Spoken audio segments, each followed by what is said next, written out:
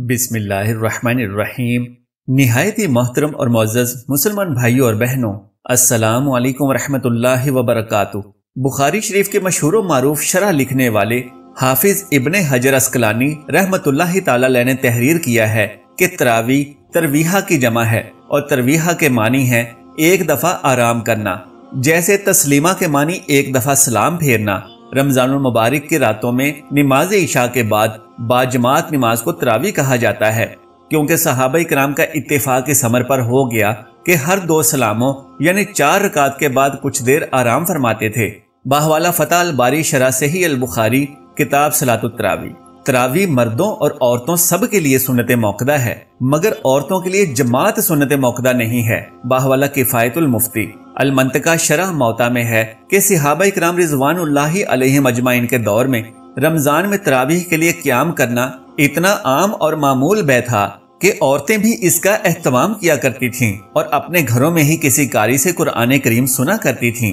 موطا الامام مالک میں روایت ہے کہ حضرت عائشہ رضی اللہ تعالی عنہا کے ایک مدبر غلام تھے، حضرت ذکوان، جو رمضان میں آپ کو تراویح میں قرآن سنایا کرتے تھے۔ خود امام مالک رحمت اللہ کے بارے میں مروی ہے کہ آپ بھی حضرت عائشہ رضی اللہ عنہا کی پیروی میں اپنے گھر والوں کو گھر میں ہی تراویح پڑھاتے تھے، لیکن جامع مسجد میں عورتوں کے لیے کوئی اہتمام نہیں ہوتا تھا، لہٰذا عورتیں تراویح کی سنت اپنے گھروں میں ہی ادا کریں۔ عورتوں کے لیے جماعت کے ساتھ نماز پڑھنے کے لیے مسجد میں جانا یا گھر سے باہر کسی بھی جگہ جا کر باجماعت نماز میں شرکت کرنا مکروہ ہے، خواہ فرض نماز ہو یا عید کی نماز ہو یا تراویح کی جماعت ہو۔ حضور صلی اللہ علیہ وآلہ وسلم کے زمانہ میں عورتیں مسجد میں نماز کے لیے آتی تھیں، لیکن وہ بہترین زمانہ تھا۔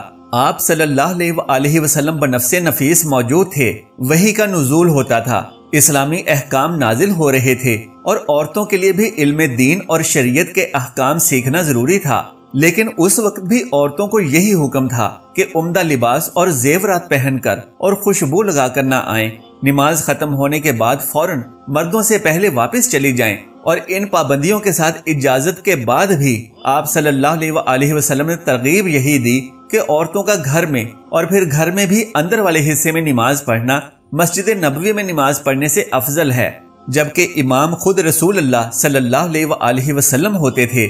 حضرت ام حمید رضی اللہ تعالی عنہا نے بارگاہ نبوی صلی اللہ علیہ وآلہ وسلم میں حاضر ہو کر عرض کیا کہ مجھے آپ صلی اللہ علیہ وآلہ وسلم کے ساتھ نماز پڑھنے کا شوق ہے۔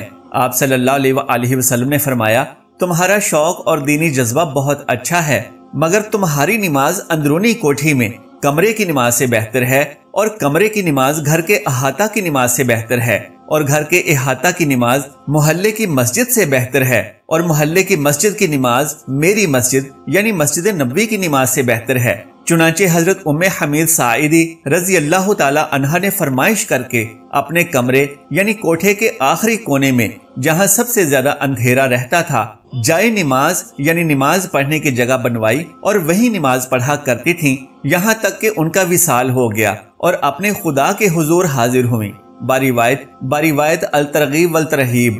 نبی کریم صلی اللہ علیہ وآلہ وسلم کے پردہ فرمانے کے بعد جب حالات بدل گئے اور صحابہ کرام رضوان اللہ علیہم اجمعین نے اپنے زمانے میں یہ دیکھا کہ عورتیں اب ان پابندیوں کا خیال نہیں کرتی، تو حضرت عمر رضی اللہ تعالی عنہ کے زمانے میں صحابہ کرام رضوان اللہ علیہم اجمعین کی موجودگی میں عورتوں کو مسجد آنے سے منع کر دیا گیا، اور اس پر گویا صحابہ کرام رضوان اللہ علیہم اجمعین کا اتفاق ہو گیا۔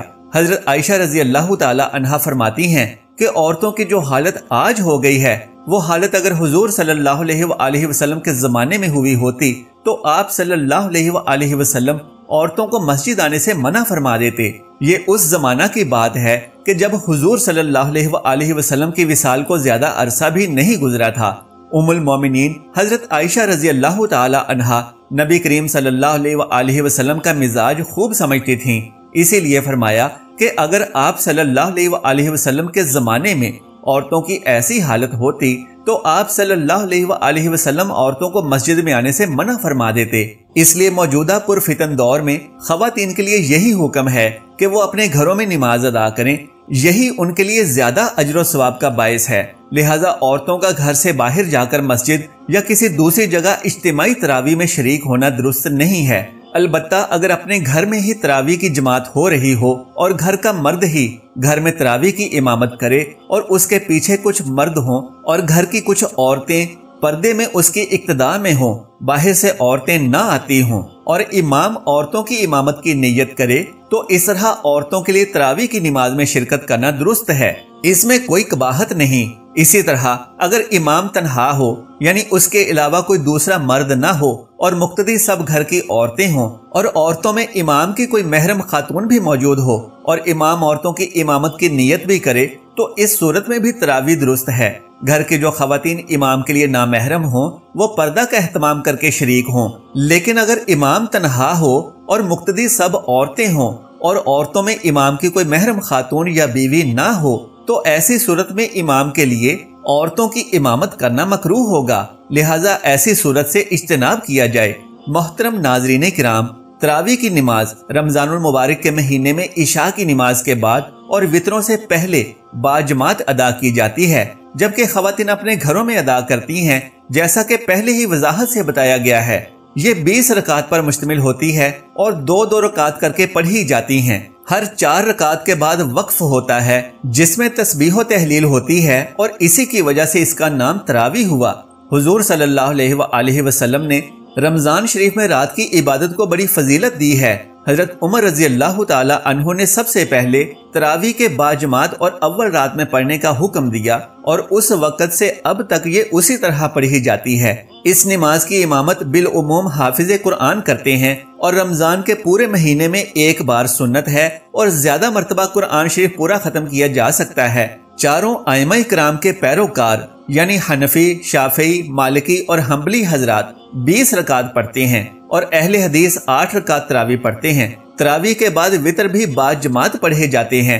آئیے روایات کی روشنی میں سنت تراویح کی رکعات کو سمجھتے ہیں۔ امام فخر الدین قاضی خان لکھتے ہیں کہ امام ابو حنیفہ فرماتے ہیں کہ رمضان میں ہر رات 20 یعنی 5 تراویح وطر کے علاوہ پڑھنا سنت ہے۔ باہوالا فتاوی قاضی خان علامہ علاء الدین کاسانی حنفی لکھتے ہیں کہ جمہور علماء کا صحیح قول یہ ہے کہ عمر فاروق رضی اللہ تعالی عنہ نے حضرت ابی بن کعب کی امامت میں صحابہ اکرام کو تراویح پڑھانے پر جمع فرمایا تو انہوں نے 20 رکعت تراویح پڑھائی اور صحابہ کی طرف سے اجماع تھا۔ باہوالا بدائے الصنائع۔ امام مالک کے مشہور قول کے مطابق تراویح کی 36 رکعت ہیں، جبکہ ان کے ایک قول کے مطابق 20 رکعت سنت ہیں۔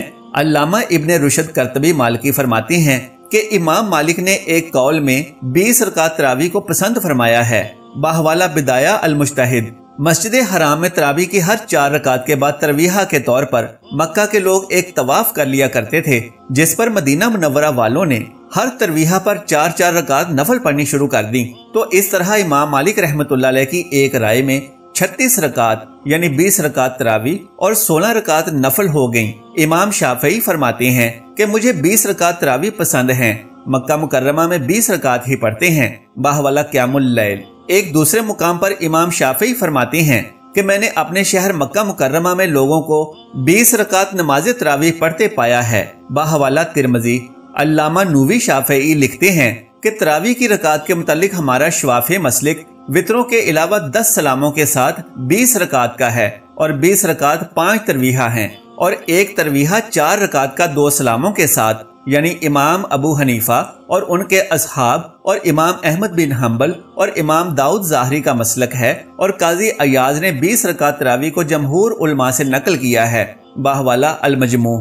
فقہ حنبلی کے ممتاز ترجمان علامہ ابن قدامہ لکھتے ہیں امام ابو عبداللہ یعنی احمد بن حنبل کا پسندیدہ قول 20 رکعت کا ہے اور سفیان ثوری بھی یہی کہتے ہیں، اور ان کی دلیل یہ ہے کہ جب عمر فاروق نے صحابہ اکرام کو ابی بن کعب کی اقتداء میں جمع کیا تو وہ 20 رکعت پڑھتے تھے۔ نیز امام احمد بن حنبل کا استدلال بھی روایات سے یہی ہے۔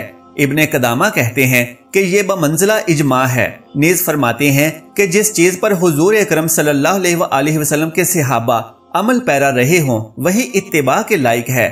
باہوالا المغنی الابن قدامہ صلاۃ التراویح۔ رہتی دنیا تک یہ قول رائج ہے کہ جس عمل پر صحابہ اکرام رضوان اللہ عنہم اجمعین اور چاروں امام متفق ہوں وہی جمہور عمل ہے اور درست عمل ہے۔ لہذا صلاۃ التراویح کی درست تعداد 20 رکعات ہے، جس میں ہر 2 رکعات کے بعد سلام پھیرنا اور ہر 4 رکعات کے بعد تسبیح و تحلیل لازمی ہے۔ اللہ عز و جل سے دعا ہے کہ ہم سب کو ماہ رمضان میں خشوع و خضوع سے اللہ اور رسول اللہ صلی اللہ علیہ وآلہ وسلم کی اطاعت و فرمانبرداری کرنے کی طاقت و توفیق مرحمت فرمائے، آمین یا رب العالمین۔